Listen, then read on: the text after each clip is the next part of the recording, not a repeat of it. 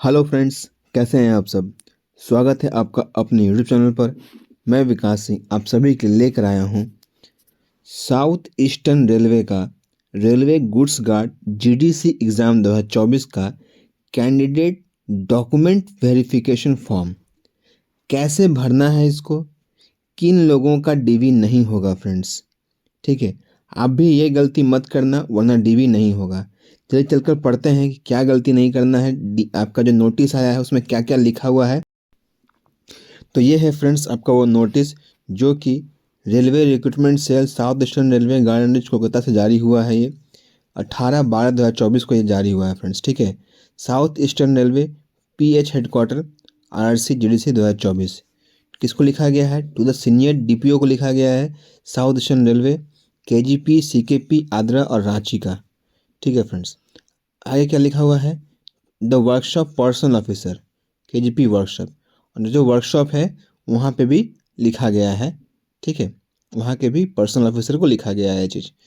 क्या लिखा हुआ है इसमें कि document verification of candidates found suitable in computer based aptitude test for the post of train manager goods level 5 7th CPC pay matrix against GDC 2024। मतलब इसमें कहा गया है कि डॉक्यूमेंट वेरिफिकेशन ऑफ कैंडिडेट्स जो है फाउंड सूटेबल फाउंड किया गया है। ठीक है, सीबीटी में किस पोस्ट के लिए? तो ट्रेन मैनेजर के लिए लेवल 5 के लिए। ठीक है, तो आगे क्या लिखा हुआ है? This office notice number dated 7/12/2024।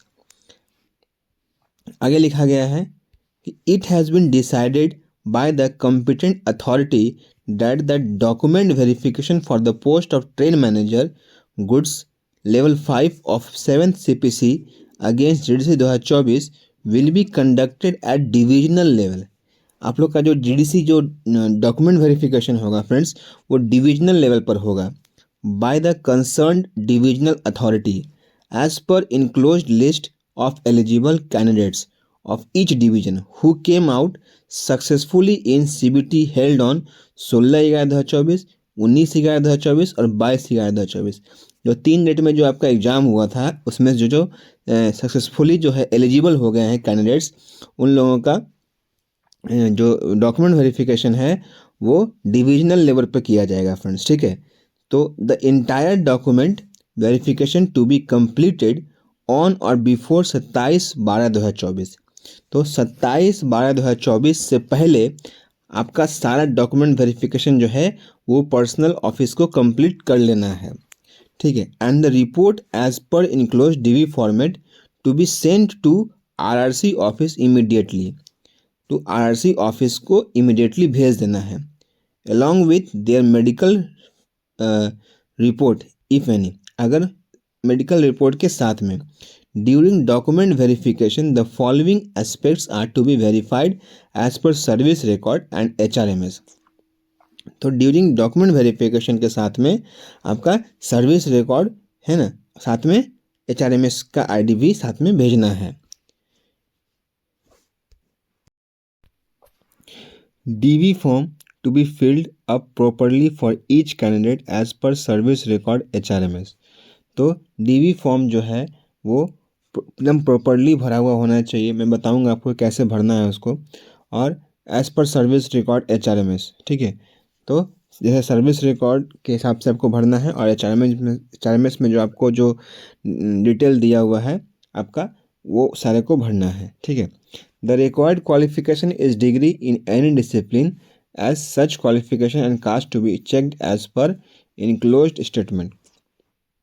तो आपका जो स्टेटमेंट आप जो दिए हैं फॉर्म भरते टाइम में वही सारा जो है आपका सर्विस रिकॉर्ड और एचआरएमएस में मिलाएगा वो लोग। ठीक है, और देखेगा कि मैच हो रहा है कि नहीं हो रहा है। The required medical standard is A2 is to be confirmed as per service record HRMS whether the last PME of the candidate is within 4 years. If the same is beyond 4 years, they should be sent for re-medical exam। तो इनका 4 साल से ज़्यादा हो गया है medical का, वो लोग को फिर से मेडिकल के लिए भेजेगा। A2 मेडिकल जिसका होगा है ना, एंड रिपोर्ट बोथ अनफिट और फिट। अगर कैंडिडेट अगर फिट भी होता है मेडिकल में तो भी भेजना है साथ में डीवी का, और जो लोग फिट नहीं हुए हैं उन लोगों का भी भेजना है। ठीक है, of the same to be enclose with DV form, DV form के साथ में, for updating candidates data before final empanelment. तो फाइनल इम्पैनलमेंट से पहले ये सब सारा चीज़ को भेज देना है। कहाँ? आरआरसी। कौन भेजेगा? तो पर्सनल भेजेगा। Candidates who have been declared unfit in A2, जो अनफिट हो गए हैं मेडिकल कैटेगरी में, and declared fit in medical category A3 या बिलो उससे, तो need not be sent for re medical examination. तो उन लोगों को री मेडिकल एग्जामिनेशन के लिए नहीं भेजा जाएगा। द सेड कैंडिडेट्स जो हैं are not fit for the post of train manager. यहाँ पे क्लियरली कह दिया गया है जिसका A2 मेडिकल नहीं होगा, A3 या उससे नीचे आते हैं, तो वो लोग ट्रेन मैनेजर नहीं बन सकते हैं। इनका डीवी भी नहीं होगा और इनका ट्रेन मैनेजर पोस्ट के लिए ये लोग पैनल भी नहीं बनेगा इन लोगों का। ठीक है, all the DV from along with medical report if any and credential of each candidate to be sent to IRC office for further necessary action। तो आगे के एक्शन के लिए मेडिकल रिपोर्ट के साथ में है ना, डीवी फॉर्म के साथ में मेडिकल रिपोर्ट अटैच होगा, और है ना बाकी जो भी डॉक्यूमेंट वगैरह है सारा चीज़ को IRC ऑफिस को भेजना है आगे का प्रोसेस के लिए। ऑल सीनियर DPOs है ना वर्कशॉप्स जो है are requested to arrange the document verification of the same as per above item and to be completed in all respect on or before 27/12/2024। The DV report must be sent to IRC office within next 2 days positively for compilation and publication of final panel। ठीक है, मतलब 27/12 से पहले भेज देना है आपका सारा डॉक्यूमेंट्स को, किसको? पर्सनल ऑफिस को, IRC को। ठीक है, आगे आपका देखेंगे हम लोग कि वो कौन सा फॉर्म है जिसको भरना है हम लोगों को। ये है railway recruitment cell, south eastern railway, garden Kolkata, candidates document verification form for the post of train manager goods level 5 7 central pay commission against the GDC notification number ये। ठीक है, सबसे पहले आपको यहाँ पे कैपिटल बोर्ड लेटर में अपना नाम लिखना है, फादर्स नेम लिखना है कैपिटल लेटर में, आपका डेट ऑफ CBT कब हुआ था और शिफ्ट भी लिखना है साथ में, CBT का रोल नंबर लिखना है यहाँ पर।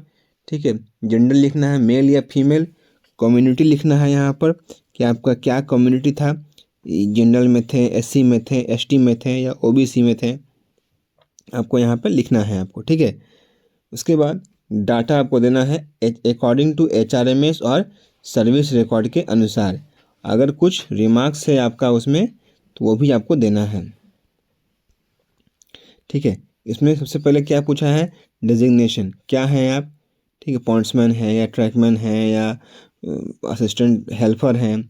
ठीक है, तो डेट ऑफ बर्थ यहाँ पे आपका, डेट ऑफ अपॉइंटमेंट कि आप किस दिन ज्वाइन किए थे, आपका HRMS ID और एम्प्लॉयमेंट नंबर, डिपार्टमेंट आपका, प्लेस ऑफ पोस्टिंग और डिवीजन दोनों लिखना है आपको, ऐसे करके लिख देना है। ठीक है, और सेफ्टी में आप काम कर रहे हैं कि नॉन सेफ्टी में आप काम कर रहे हैं। ठीक है, आपका ग्रेड पे यहाँ पे होना चाहिए।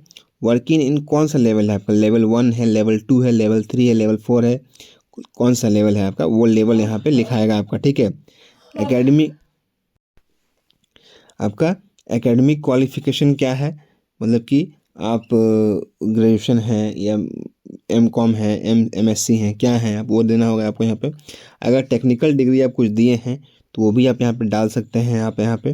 ठीक है, details of other qualification if any, अगर और कुछ भी क्वालिफिकेशन अगर आपके पास है तो वो भी आप डाल सकते हैं।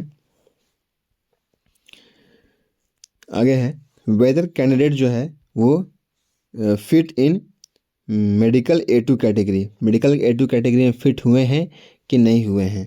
तो अगर हाँ तो यस लिखना है, अगर ना तो नो लिखना है। Date of last medical exam कब हुआ था आपका।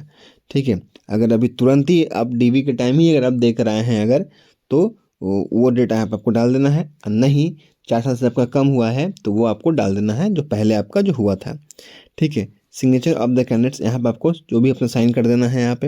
यहाँ पर लेफ्ट अंगूठा का थंब इम्प्रेशन मार देना है यहाँ पे, ठीक है। उसके बाद यहाँ पर अपना सुपरवाइजर से साइन करवाना है। सुपरवाइजर मतलब बोल सकते हैं आप अपना इंचार्ज से, अपना एसएससी से या फिर अपना स्टेशन मास्टर से, जो भी अपना है आपका इंचार्ज जो है उससे साइन करवाना है यहाँ पर आपको। और उस एरिया के एरिया इंचार्ज ऑफिसर जो हैं, ऐसे एआरएम हो गए, एईएन हो गए, है ना, एडीएमई हो गए, जो भी हैं आपका, तो उनका यहाँ पर साइन लगेगा और स्टाम्प लगेगा। यहाँ पर भी साइन लगेगा सुपरवाइज़र का और नीचे में स्टाम्प लगेगा, साइन लगेगा नीचे में स्टाम्प लगेगा। तो इस तरह से इस फॉर्म को भरना है। इस फॉर्म को भरने में बिल्कुल गलती मत कीजिएगा फ्रेंड्स, नहीं तो आपका डीवी नहीं होगा, ठीक है, आपका रिजल्ट जो है फंस जाएगा। आगे क्या है, ये सब जो है कैंडिडेट सबका नाम दिया हुआ है। कुल 375 कैंडिडेट्स है फ्रेंड्स, सब आप देख सकते हैं, सबका नाम है।